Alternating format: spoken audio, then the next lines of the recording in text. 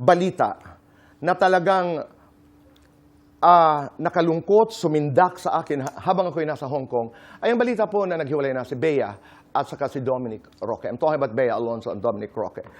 Bea is a good friend. I have known Dom when he was still a very young boy playing badminton. So ako'y nalungkot ho talaga dahil madalas pag nagkikita kami ni Bea ay nagkakakwentuhan ho kami tungkol sa buhay, tungkol sa kanila, their marriage plans, etc. So I was shocked na tama si Ogie Diaz po, si kaibigang Ogie nung kanyang balita na hiwalay na. As we talk today, yes, hiwalay po si Dominic at saka si Bea. Sinusuyo ba si Bea? Are they still trying to talk? Siguro. Maaari. Dahil sino ba naman ang ayaw maayos ang ganitong klase ng problema? As a matter of fact, from good sources, ay kagabi o nung isang gabi lamang ay nag-usap muli si Bea at saka si Dominic. They're trying to understand each other, but they're going through a rough patch. Magkakabalikan ba ito?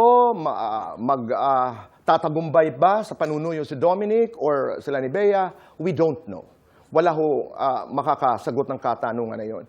But of course, my prayer is that may God grant them what is best for them.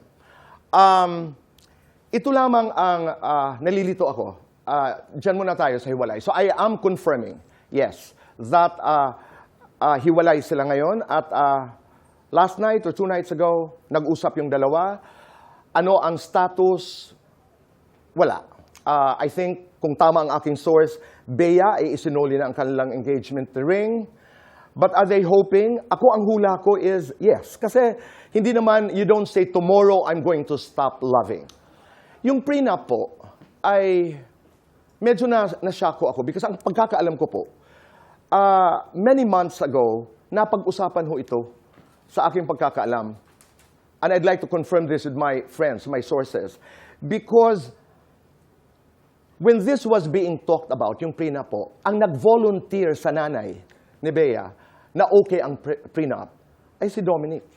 So I don't think it is and it was an issue unless nabago po yung kwento. So inuulit ko, it was not a problem because it was not an issue.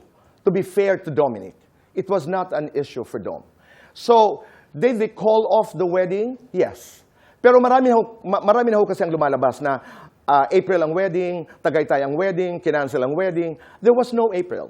There was no Tagaytay. There was no wedding in Tagaytay that was canceled. Bea and I would often talk about the wedding towards the end of the year, the last quarter of the year. Pero as of now, walang wedding po na magaganap ngayong darating na Abril. Because in the first place, inuulit ko, there was no wedding in April and it was not going to be in Tagaytay. As originally talked about, nag-ocular po ang dalawa. Tama ho yun, sa Europa. And may mga lumalabas sa kwento rin that they went to Japan. Tama rin po yun. And I think they were trying to talk things out.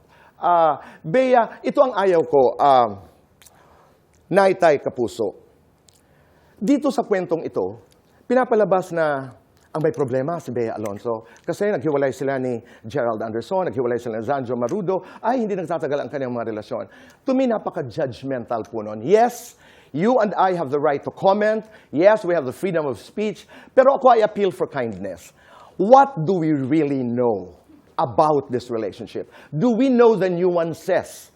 Alam ba talaga natin ang detalye? Yung, wag naman, the narrative is not about Bea, ang problema, kaya sila naghiwalay. Sa pagkakaalam ko, ito diretsahan. Si Bea gusto ma-save ang relasyon na ito. Si Bea wants this to work. Punta naman tayo doon kay Dominic. Masakit din pakinggan. Walang pera, hindi mayaman, hindi sikat, hindi karapat-dapat kay Bea. Cruel. You have the right to comment, you have the right to share your opinion, pero sana'y alam niyo po yun, let's exercise prudence, caution, and most important of all, kindness. Huli na lamang, kung halimbawa maayos ang dalawang ito, ako, from my sources, sigurado ako, pag nagkaayos si Bea sa si Dominic, no wedding is going to happen this year. So, antabayanan niyo po ang developing story na ito. Bea grew up in front of all of us. kilala natin yung girl na ito. I have known Dom for a long time. So, antabayanan niyo po ang mga balita. Kung meron po kaming makakalap from our sources or from Bea or from Dominic, ay ibabahagi ho namin sa inyo. But let's continue to pray for what is best for them.